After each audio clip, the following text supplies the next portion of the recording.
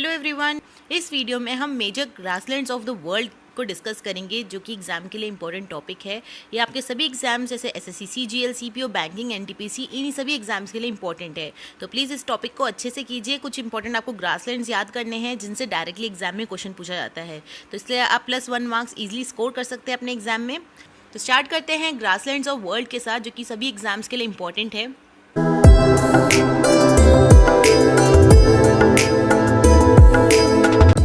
पहले आपको बता दें कि ग्रासलैंड्स होते क्या हैं। देखिए, ग्रासलैंड्स वो एरिया होते हैं जहाँ पर ग्रासेस होती है, मींस जो वो एरिया वेजिटेशन का जो कि ग्रासेस से डोमिनेटेड होता है। तो ये मोस्टली सभी कॉन्टिनेंट्स में ये ऑकर होते हैं, लेकिन अंटार्कटिका में ये नहीं पाए जाते हैं। तो आपको ये भी बात ध्यान में रखनी है, अंटार्कटिका में कोई भी ग्रासलैंड नहीं है, क्योंकि अंटार्कटिका जो है ये एक स्नो कवर्ड एरिया है। पूरा जो एरिया है, कॉन्टिनेंट है, वो स्नो से घिरा हुआ है। तो ये बात आपको ध्यान में रखनी है। तो कई डिफरेंट टाइप के ग्रासलैंड्स हैं पूरे वर्ल्ड में, जैसे कि टेम्परेट ग्रासलैंड्स, ट्रॉपिकल ग्रासलैंड्स, सवानास, श्रबलैंड्स, ये सारे जो है ग्रासलैंड्स के टाइप है।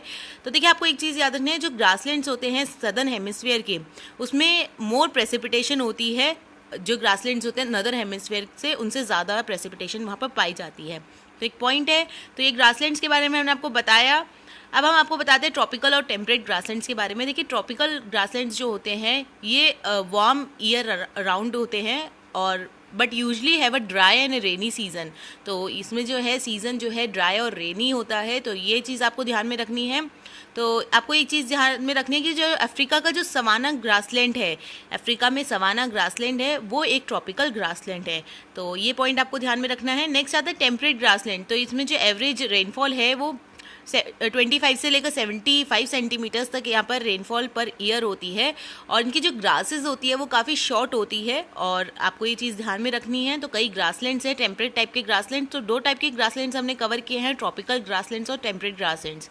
अब आपको ये इंपॉर्टेंट टेबल है जिनसे रिलेटेड एग्जाम में डायरेक्टली क्वेश्चन आते हैं। आपको मेन ये टेबल ही याद करना है।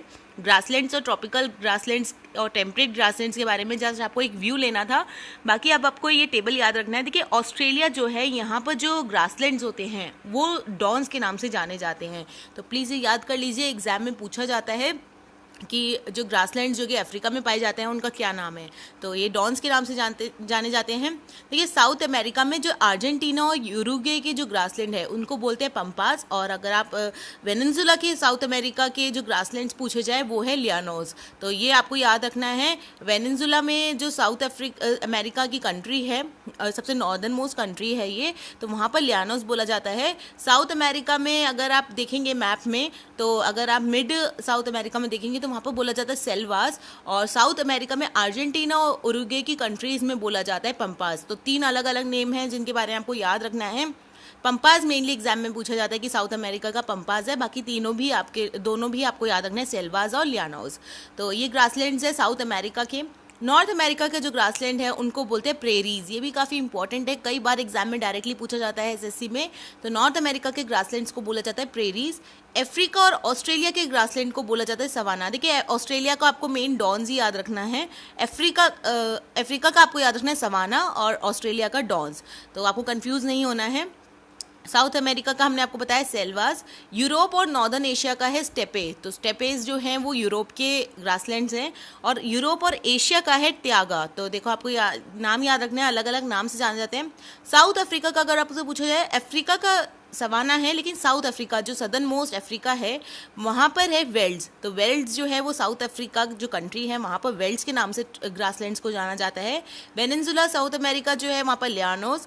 हंगरी, देखिए हंगरी जो है इसको यहाँ पर जो ग्रासलैंड्स है वो पुस्तास के नाम से जाना जाता है, और न्यूजीलैंड में जो ग्रासलैंड्स है वो कैंटरबरी के नाम से जाना जाता है। तो प्लीज़ ये टेबल ज़रूर याद कीजिए, इससे डायरेक्टली एग्जाम में क्वेश्चन पूछा जाता है, स्पेशली ऑस्ट्रेलिया का, साउथ अमेरिका का, नॉर्थ अमेरिका का, अफ्रीका का, न्यूजीलैंड का। तो ये इंपॉर्टेंट है, यूरोप का। तो ये सारे इंपॉर्टेंट है जो एग्जाम में पूछे जाते हैं, डायरेक्टली इनसे क्वेश्चन आते हैं।